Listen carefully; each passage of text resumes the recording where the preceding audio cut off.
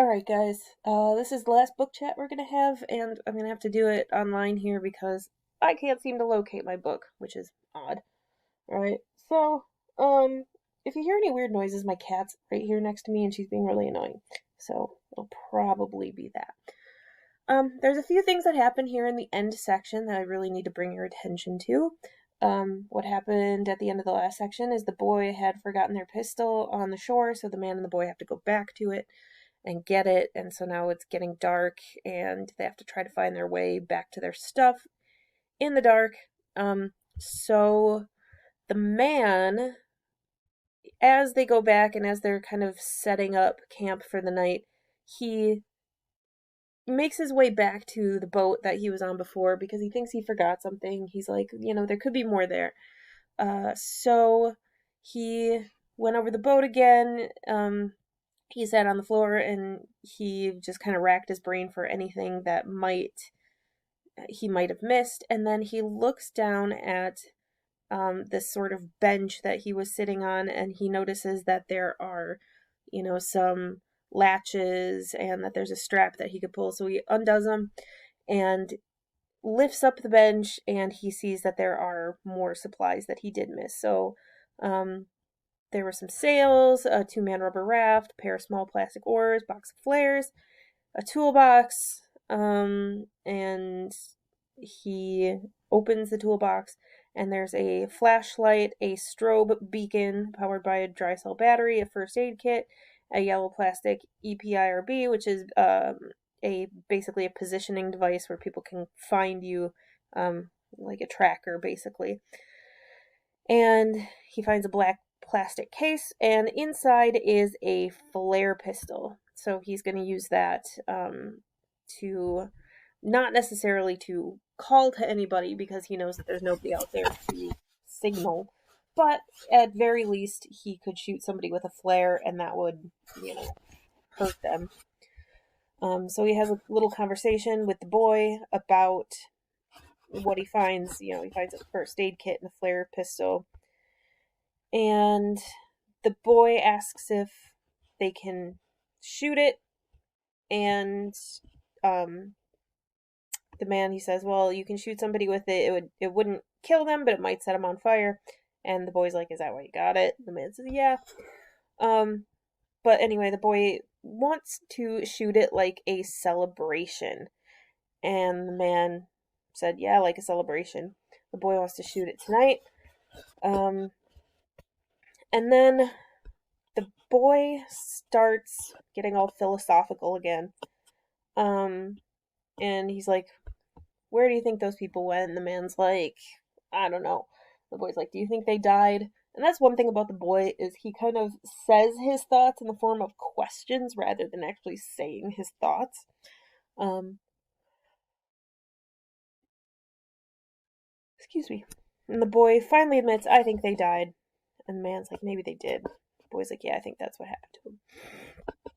But then we get this sort of turnaround where the man is acting a little more like the boy used to, where, there's like that, he wants to keep up that little vein of hope.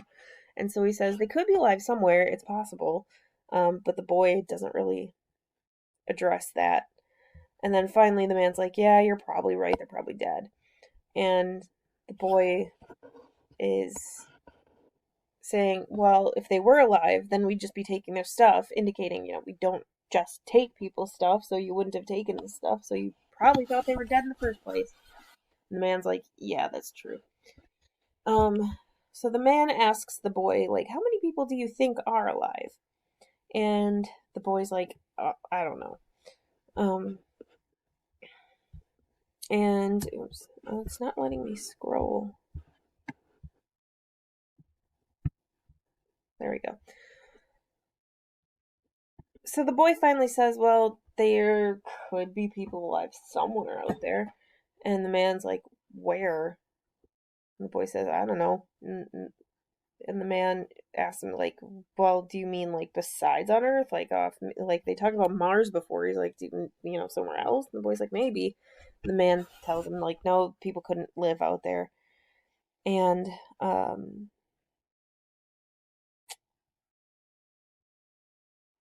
Then they start kind of talking about the past, and they talk about writing the alphabet because the boy's kind of playing in the sand, and they're talking about, oh, we don't work on your lessons anymore. I mean, so the man, thought it was important at one point to teach the boy how to, read and write, but honestly, in this sort of situation, is it really that important? Like, what would they be reading and writing, and to whom? All right. So they shoot the flare gun. Here's what I was looking for. And so they're talking about how the flare gun isn't really being used to signal people, but, even if they were, they couldn't see very far anyway because the air is still kind of thick and misty and ashy and all that stuff. And the boy asks, well, they couldn't see very far, could they? And the man's like, well, who? And the man asks, well, like, do you mean like the good guys? And he's like, yeah, or anybody that you wanted them to know where you were. And the man says, like who? I don't know. And the man says, like God? The boy says, yeah, maybe somebody like that. So, I mean, we get this little bit here about, like, the boy doesn't think that even if they wanted to catch somebody's attention, they wouldn't really be able to anyway. And at the end of that little conversation, it's like, we couldn't even catch God's attention if we wanted to, which is really kind of bleak. All right, now we're getting into the nitty-gritty of the ending of this section. All right, the first real major plot point here is that the boy starts getting sick. He has a fever, he's burning up, he vomits and all this kind of stuff. And the man, he has to try to keep him alive, doing anything he can, which it's difficult because, it's kind of been raining and misty, and the boy gets really kind of delirious. The man is trying anything to get the boy to drink, like juice or water. And since they found a first aid kit, there's a bit of aspirin, and so he like crushes up some aspirin and gives it to the boy in some water and some sugar, and the boy doesn't honestly really know what's going on. So the man, he's trying to cool the boy off a little bit because of the fever. He covers him in blankets but takes his clothes away and like washes them and tries to feed him soup. But throughout this whole section, like, we're getting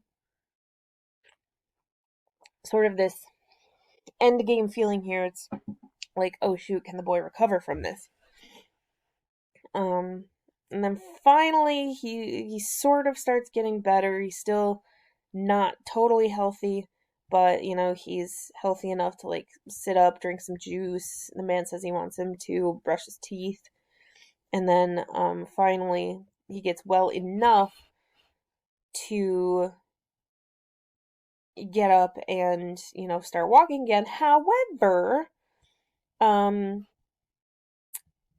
they notice that as they kind of go back to their first camping area, the tarp was gone, their blankets are gone, the cart was gone, their shoes are gone, everything's gone. So somebody just robbed them, right? So the man says, we gotta go, we gotta follow this person, and you can see the tracks of the cart, and so they are trying to do whatever they can to find it. He sends the boy one way, he goes the other way, and they kind of jog after, they're kind of tracking or kind of jogging after the person who stole it, and they finally catch up with him, and the man says, get away from the cart. Get away from the cart and put down the knife, because this guy has a knife. Alright, and this other guy, he's scrawny, sullen, bearded, filthy, his old plastic coat held together with tape. The pistol that the man had was double action, but the man cocked it anyway. 2 loud clicks, so he's trying to, like, scare this guy who had it. And so now he's giving instructions to the man, or to the other guy, and he's saying, if you don't put your knife down, I will shoot you. Back away from the cart.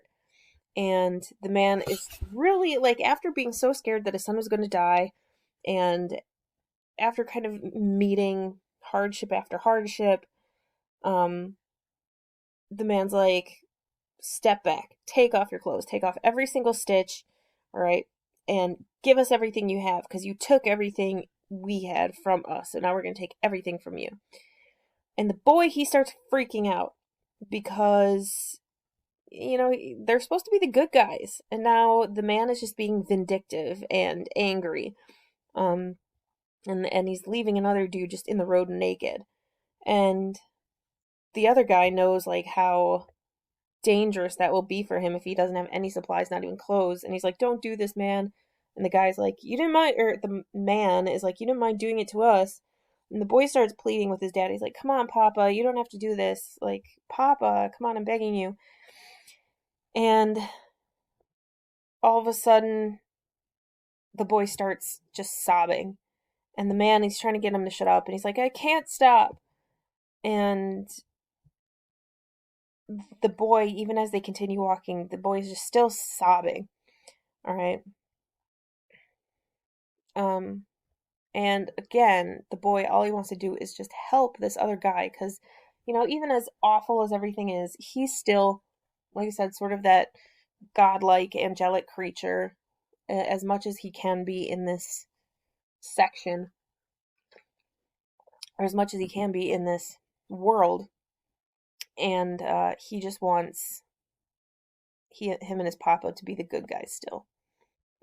All right. So, I'm not sure where it is in this little section, but what the guy does is as they start walking, the man takes the clothes that the guy had given them and he kind of folds them up and leaves them in the road just so that maybe at some point the guy can find them again. All right, so after they leave that man where he is, they are walking again and they come through a small town and they're kind of on the main drag and they make their way down to the pier, and they don't see anybody, so they're going again through the town. They see some buildings, and all of a sudden, something whistled past his head and clattered off the street and broke up against the wall of the block building on the other side. He grabbed the boy and fell on top of him and grabbed the cart to pull it to them. It tipped over and fell over, spilling the tarp and blankets into the street. In an upper window of the house he could see a man drawing a bow on them, and he pushed the boy's head down and tried to cover him with his body. He heard the dull thwang of the bowstring and felt a sharp hot pain in his leg. "Oh, you bastard," he said, "you bastard." He clawed the blankets to one side and lunged and grabbed the flare gun and raised it up, cocked it, and rested his arm on the side of the cart. When the man stepped back into the frame of the window to draw the bow again, he fired. The flare went rocketing up toward the window in a long white arc, and then they could hear the man screaming. He grabbed the boy and pushed him down and dragged the blankets over the top of him. "Don't move," he said. "Don't move and don't look." Um, so the man, he got hit in the leg with the arrow, and he's kind of like limping over across the street to the boy, and he goes into the house where the shooter was, and he holds up his flare gun, and then there's a woman sitting in the corner, and she's taken off her coat to cover the guy with the bow who got shot and set on fire with a flare gun, and she begins to curse the man. Right. So the man's asking her, "Is there anybody else here? And where's the bow?" And the woman's like, "I don't have it." "Where is it?" "I don't know. They left you here, didn't they?" "I left myself here." So this woman, um, we don't exactly know who she's quote unquote working for. But now the man has to deal with this injury. So then we come to the sort of finality of the book. We get this conversation between the man and the boy where the man is getting more and more sick from his injury, and the man says, "You should tell me some stories." And the boy is finally like, "I don't have any stories." And he's like, "Yeah, you have stories, tell me about yourself." And the boy's like, "You already know everything about me." And he's like, the man says, "Well, you have stories inside that I don't know about." And the boy's like dreams? "Yeah, dreams are things you think about." "Yeah, but stories are supposed to be happy." All right. And the man's like, "Well, don't you have any happy stories?" And the boy says, "They're more like real life."